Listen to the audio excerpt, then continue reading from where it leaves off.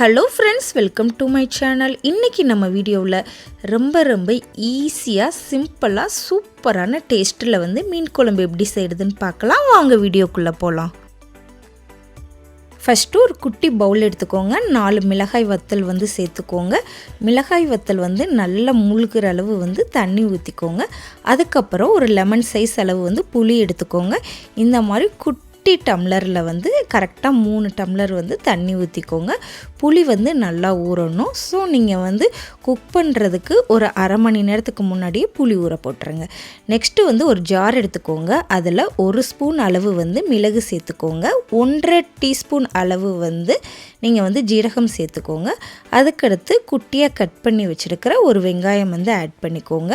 அது மாதிரி தக்காளி ஒரு குட்டி தக்காளி இந்த மாதிரி கட் பண்ணி ஆட் பண்ணிக்கோங்க. நம்ம ஊற வச்சுருக்கிற மிளகாய் வத்தல் ஆட் பண்ணிக்கலாம். இப்போ இது எல்லாத்தையுமே நீங்கள் நல்லா பேஸ்ட்டாக அரைச்சி எடுத்துக்கோங்க. கொஞ்சம் தண்ணி ஊற்றி அரைச்சிக்கோங்க. நல்லா இந்த மாதிரி திக்கான பேஸ்ட்டில் நீங்கள் அரைச்சி எடுத்துக்கிடணும். மீன் குழம்புக்கு இந்த மசாலா மட்டும்தான் நம்ம யூஸ் பண்ண போகிறோம். வேறு எந்த மசாலாவுமே நம்ம ஆட் பண்ண மாட்டோம். ஸோ இந்த மசாலா அரைச்சி இந்த மாதிரி எடுத்து வச்சுக்கோங்க. நெக்ஸ்ட்டு ஒரு பேன் எடுத்துக்கோங்க. அதில் தேவையான அளவு நீங்கள் எண்ணெய் சேர்த்துக்கோங்க. மீன் குழம்புக்கு கொஞ்சம் எண்ணெய் அதிகமாக இருந்தால் சூப்பராக இருக்கும். ஸோ நீங்கள் தேவையான அளவு எண்ணெய் சேர்த்துக்கோங்க. அப்புறம் 1 டீஸ்பூன் அளவு கடுகுளுந்து சேர்த்துக்கோங்க. கடுகுளுந்து வெடித்ததுக்கு அப்புறமா ஒரு கைப்பிடி அளவு கருவேப்பிலை சேர்த்துக்கோங்க. ஸோ கருவேப்பிலையும் நல்லா கொஞ்சம் பொரிஞ்சதுக்கப்புறம் இந்த மாதிரி குட்டியாக கட் பண்ணி வச்சுருக்கிற ஒரு வெங்காயம் ஆட் பண்ணிக்கோங்க. இப்போ வெங்காயம் வதங்கணும்.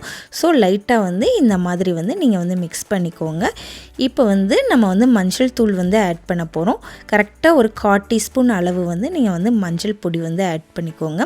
1 டீஸ்பூன் அளவு மிளகாய் தூள் ஆட் பண்ணிக்கோங்க. நம்ம ஏற்கனவே மசாலாவில் மிளகு அப்புறம் மிளகாய் வத்தல் எல்லாம் ஆட் பண்ணியிருக்கோம். ஸோ அந்த உரப்புக்கு போதுமானதாக இருக்கும். ஸோ உங்களுக்கு அது பத்தலாட்டினா நீங்கள் எக்ஸ்ட்ரா கூட இன்னும் மிளகாய் தூள் ஆட் பண்ணிக்கலாம். ஸோ நீங்கள் நல்லா இந்த மாதிரி வதக்கிடுங்க. நல்லா வதக்கணும். இப்போ வெங்காயம் வதங்கினதுக்கு அப்புறமா நம்ம கட் பண்ணி வச்சுருக்கிற ஒரு தக்காளி ஆட் பண்ணிக்கலாம். தக்காளியும் நல்லா வதங்கணும். ஸோ வெங்காயமும் தக்காளியும் நல்லா இந்த மாதிரி மிக்ஸ் பண்ணி நல்லா வதக்கி விட்டுருங்க. இந்த வெங்காயம் தக்காளி நல்ல எண்ணெய் பிரிய வதங்கணும். ஸோ அப்போ தான் மீன் குழம்புக்கு நல்லாயிருக்கும்.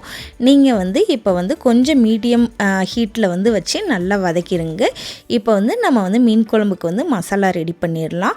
நம்ம ஏற்கனவே புளி ஊற வச்சுருந்தோம். ஸோ புளி இப்போ ஊறிடுச்சு. இப்போ இந்த புளியை நல்லா நீங்கள் கரைச்சி எடுத்துக்கோங்க. அதுக்கப்புறம் இந்த புளியை நம்ம வடிகட்டி தனியாக இந்த தண்ணியை மட்டும் நம்ம எடுத்து வைக்க போகிறோம். ஸோ புளியை நல்லா கரைச்சிடுங்க.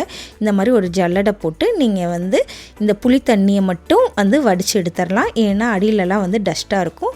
ஸோ அந்த டஸ்ட்டெல்லாம் நம்மளுக்கு தேவையில்லை. அதனால் நீங்கள் இந்த மாதிரி ஜல்லடை வச்சு நல்லா இந்த தண்ணியை மட்டும் வடித்து எடுத்துருங்க. இப்போ தனியாக எடுத்துடலாம். அதுக்கப்புறம் பார்த்திங்கன்னா நம்ம ஏற்கனவே நம்ம மசாலா அரைச்சி வச்சுருந்தோம்ல. ஸோ அதை தான் இந்த புளித்தண்ணி கூட நம்ம ஆட் பண்ண போகிறோம். ஸோ ஒரு பவுல் எடுத்துக்கோங்க. இந்த புளித்தண்ணியை ஆட் பண்ணிக்கோங்க.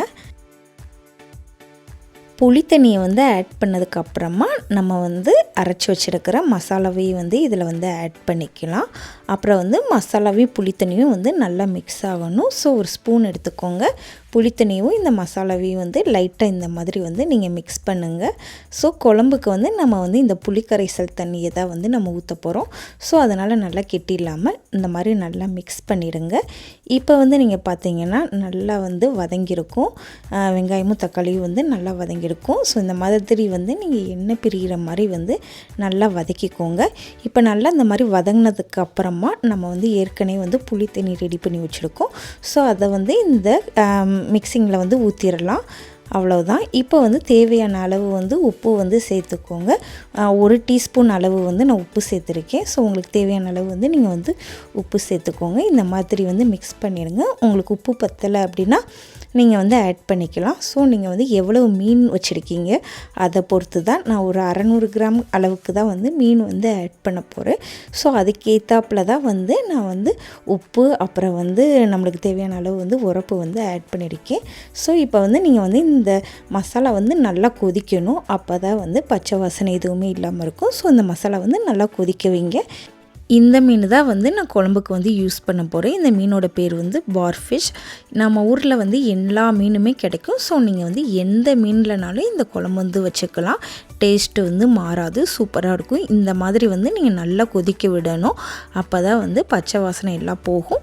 ஸோ அதனால் வந்து நல்லா கொதிக்க விட்டுருங்க. நல்லா கொதித்ததுக்கு அப்புறம் தான் வந்து நம்ம வந்து மீன் வந்து ஆட் பண்ணணும்.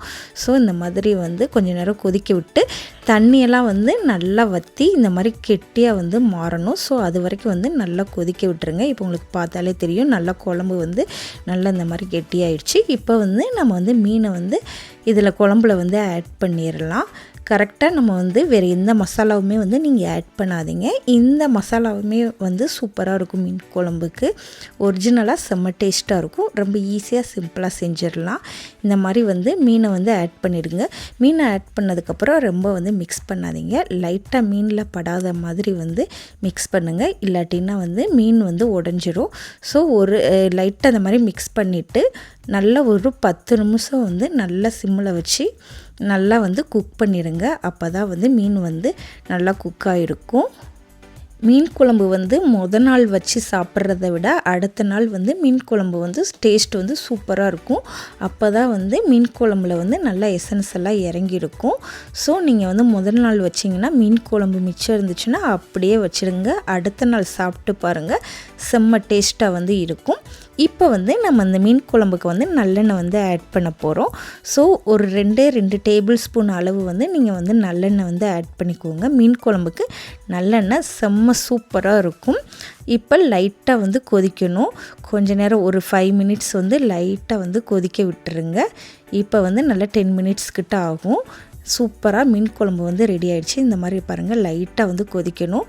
ஏன்னா நம்ம வந்து ரொம்ப அதிகமாக வந்து ஃப்ளேம் வந்து வைக்கக்கூடாது, கம்மியாக வைக்கணும். அப்போ தான் வந்து மீன் வந்து உடையாமல் இருக்கும், நல்லாவும் குக் ஆகிருக்கும். சூப்பராக மீன் குழம்பு வந்து நம்ம ரெடி பண்ணிட்டோம். ரொம்ப ரொம்ப சிம்பிளாக வந்து நம்ம வந்து செஞ்சிட்டோம். இப்போ பார்த்திங்கன்னா உங்களுக்கு வந்து மீனும் வந்து உடையாமல் அப்படியே முழுசாக இருக்குது. மீன் குழம்பு வந்து நல்லா இருக்குது, நல்லா மீன் உடையவே இல்லை. ஸோ இங்கே வந்து மீன் கொஞ்சம் பெருசாக தான் கட் பண்ணுவாங்க. ஸோ நம்மளாலேயே வந்து இந்த மீன் கட் பண்ண முடியாது, முள் ரொம்ப இருக்கும். ஸோ அதனால தான் வந்து போட்டிருக்கேன். ஆனால் மீன் வந்து சூப்பராக குக் ஆகிருந்துச்சு, ரொம்ப ரொம்ப டேஸ்ட்டாகவும் இருந்துச்சு. இப்போ வந்து நான் வந்து முதல் நாளே வந்து குழம்பு வச்சுட்டேன். ஸோ அடுத்த நாள் வந்து எப்படி இருக்குன்னு நம்ம ஓப்பன் பண்ணி பார்க்கலாம். மீன் குழம்பு பார்க்கவே ரொம்ப ரொம்ப சூப்பராக இருக்குது. நீங்கள் பார்த்தீங்கன்னா இன்னமும் வந்து நல்லா திக்காக இருக்கும் குழம்பு, தண்ணியாக இருக்காது. சூப்பராக நல்ல மீனெல்லாம் வந்து அந்த குழம்புல வந்து எசன்ஸ் வந்து இறங்கியிருக்கும். மீனோட எசன்ஸ் வந்து சூப்பராக இறங்கியிருக்கும். நல்ல டேஸ்ட்டும் வந்து ரொம்ப நல்லாயிருக்கும். நீங்கள் பார்த்தாலே தெரியுது. எண்ணெய் வந்து போதும், ரொம்ப வேண்டாம். இந்த அளவுக்கு எண்ணெய் ஊற்றி செஞ்சாலே ரொம்ப சூப்பராக இருந்துச்சு. நீங்கள் கண்டிப்பாக வந்து ட்ரை பண்ணிவிட்டு எப்படி இருக்குன்றதை வந்து மறக்காமல் சொல்லுங்கள். அது மாதிரி நம்ம சேனலை வந்து சப்ஸ்கிரைப் பண்ணாமல் இருந்தீங்கன்னா கண்டிப்பாக வந்து சப்ஸ்கிரைப் பண்ணிடுங்க. உங்களுக்காக நிறைய வீடியோஸ் வந்து அப்லோட் பண்ணுறேன்.